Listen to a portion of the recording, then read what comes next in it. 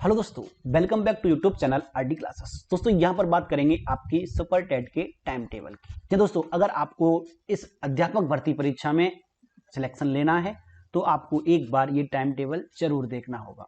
लेकिन इसको देखने से पहले आपको ये पता होना चाहिए कि आपके कौन कौन से सब्जेक्ट आपसे पूछे जाएंगे और उनमें कितने नंबर का किस से पूछा जाएगा, उसके आधार पर आप उसको उतना समय देंगे।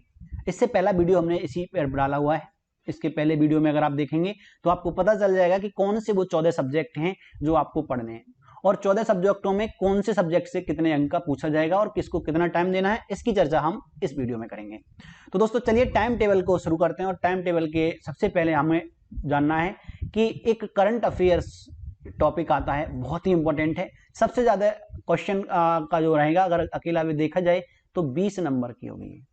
सुबह की आपकी शुरुआत इसी से होनी चाहिए, करंट अफेयर्स से। जैसे रोजाना आप अखबार पढ़ सकते हैं, ठीक है, या फिर आप मैगजीन आती हैं, कई तरह की आती है, एक साप्ताहिक आता है, मासिक आता है, 6 मंथ वाली भी आती हैं, ठीक है।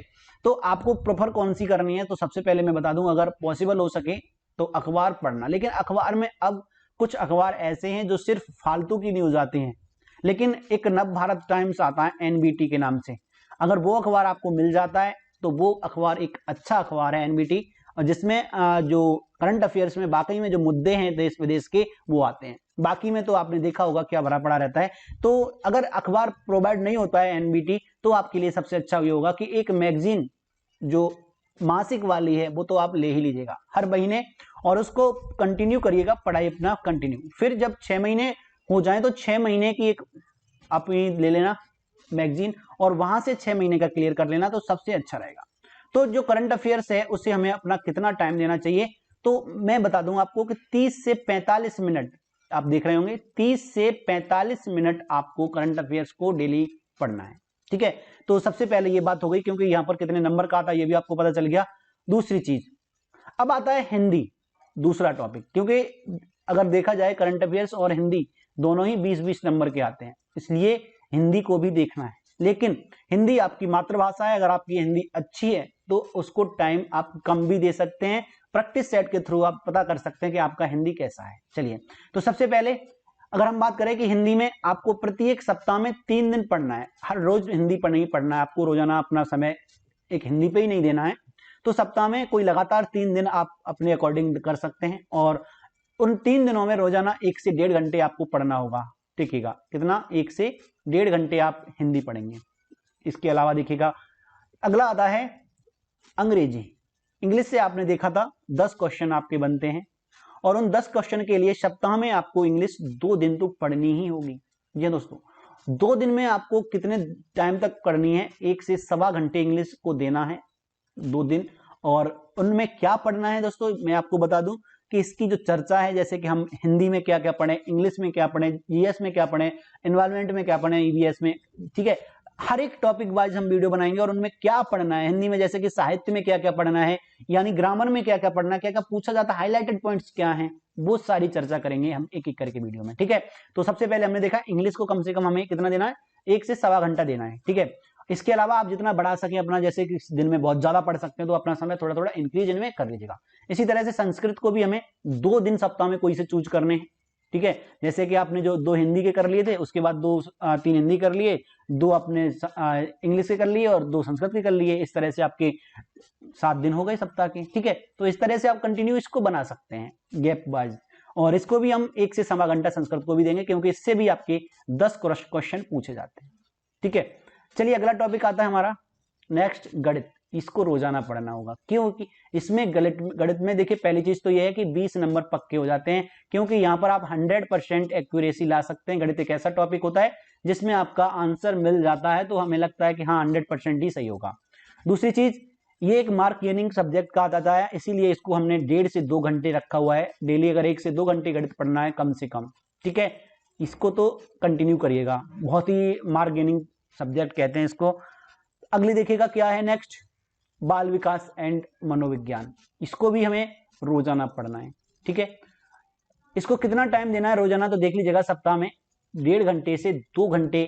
इसमें 2 चीजें आ जाती है, एक तो बाल विकास आ जाता है, एक पेडागोजी या साइकोलॉजी भी कह सकते हैं, दोनों चीजें ये पढ़नी है, इसलिए इसको 1.5 घंटे से 2 घंटे रोजाना चलिए अगला आ जाता है जीवन कौशल प्रबंधन। सप्ताह में इसको कम से कम 2 दिन पढ़ना है, क्योंकि ये भी आपका 10 नंबर में पूछा जाता है। जी दोस्तों, कितने में पूछा जाता है आपका? ये 10 नंबर में, इसलिए 2 दिन सप्ताह में इसको भी देना है। और समय रहेगा आपका इसमें 1 घंटे से सवा घंटे तक, इसको अवश्य पढ़ें, ठीक है। इसके अलावा अगला आ जाता है हमारा नेक्स्ट तर्क शक्ति, क्योंकि ये रीजनिंग है और रीजनिंग में ज्यादा टॉपिक पढ़ने नहीं है आपको। अगर आप सप्ताह में 1 दिन और टाइम आपका थोड़ा 1 से 1.5 घंटे रहेगा, तो इसीलिए आप 1 से 1.5 घंटे में लगभग एक टॉपिक को खत्म कर भी सकते हैं, या फिर हम कह सकते हैं कि अगर आप पूरा टॉपिक ना खत्म कर पाए तो उसमें टाइप वाइज होते हैं, ठीक है। टाइप TYP टाइप जो होते हैं, उन टाइपों को एक एक टाइप को रोजाना मतलब सप्ताह में हर बार रोज 1 दिन क्लियर कर लीजिएगा। तो इस तरह से आप पढ़ सकते हैं। इसको आप चेंज भी कर सकते हैं, ऐसा भी कर सकते हैं कि 2 से 3 घंटे कर लीजिएगा सप्ताह में, तो और सही रहेगा, क्योंकि कुछ एक टॉपिक अगर 2 से 3 घंटे में कवर हो जाता है तो और अच्छा है। फिर आप 2 सप्ताह में 1 को कर सकते हैं, इसलिए इसको आप मैनेज कर सकते हैं, ठीक है।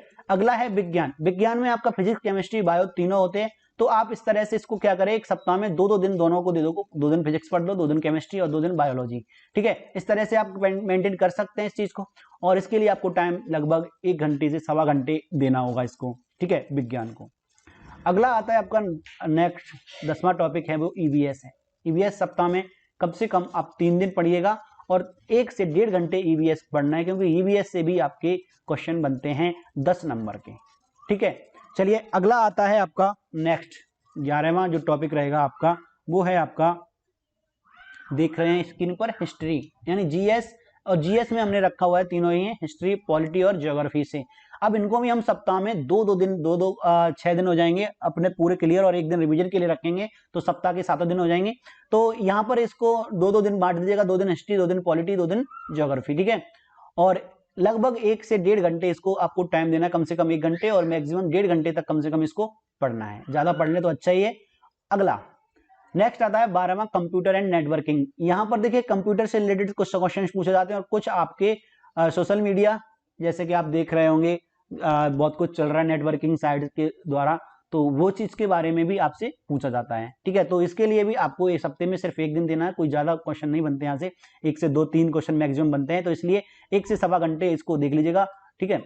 उसके बाद आपका 13वां आता है, बहुत ही इंपॉर्टेंट बात करूंगा मैं यहाँ पे, प्रैक्टिस सेट। सप्ताह में कम से कम 1 प्रैक्टिस सेट, अभी जब तक आपकी कोई डेट नहीं आती, फॉर्म नहीं आता, तब तक सप्ताह में कम से कम 1 प्रैक्टिस सेट अवश्य लगाइएगा, क्योंकि अभी से अगर आप प्रैक्टिस सेट लगाएंगे तो इन प्रैक्टिस सेट के द्वारा आपको ये पता चलता रहेगा कि आखिर में पूछा क्या क्या जाता है, क्या क्या आता है और हमें क्या क्या पढ़ना रहता है, और आपका रिवीजन में बनाएगा। लेकिन इसमें यहाँ पर एक चीज और इंपॉर्टेंट मैं बात करना चाह रहा हूं, देखिएगा यहाँ पर जो लिखा हुआ है, प्रैक्टिस जो सेट है उसको लगाने के बाद उसका एनालिसिस जरूर करें। एनालिसिस ना करेंगे अगर आपने उसका विश्लेषण नहीं किया, तो फिर आपके प्रैक्टिस सेट का आपको ज्यादा से ज्यादा 20 से 30% ही लाभ मिलेगा। अगर आपको 100% उसका लाभ लेना है, तो आपको प्रैक्टिस सेट जो है वो लगाने के बाद जो क्वेश्चन आपके गलत हुए उन्हें जरूर देखिएगा, क्यों गलत हुए और कौन से टॉपिक के क्वेश्चन जो हैं वो गलत हो रहे हैं, उस टॉपिक को अच्छे से क्लियर करिएगा। प्रैक्टिस सेट का मतलब यही होता है, ठीक है दोस्तों। तो मेरे ख्याल से आपको टाइम टेबल के बारे में पता चल गया होगा। अगर टाइम टेबल से रिलेटेड आपकी कोई भी क्वेरी हो अभी भी, तो आप कमेंट करके बता सकते हैं। लेकिन अगला जो वीडियो है हमारा, उसे आप जरूर देख लीजिएगा। वहां पर हम बात करेंगे कि हिंदी है जो हमारी, उसमें कौन कौन से टॉपिक हमें पढ़ने हैं और कौन कौन से टॉपिक जो ऐसे हैं जिन्हें सबसे पहले ज्यादा समय देना है। उसके अलावा हमने आप लोगों के लिए जो नई शिक्षक भर्ती से संबंधित है उनके लिए एक ग्रुप क्रिएट किया हुआ है, जिसकी लिंक हमने कमेंट बॉक्स में दिया है, तो आप ग्रुप से जुड़ जाइएगा और हमारे साथ बने रहिएगा शिक्षक भर्ती तक। चलिए तो अब मिलते हैं नेक्स्ट वीडियो में। Thank you.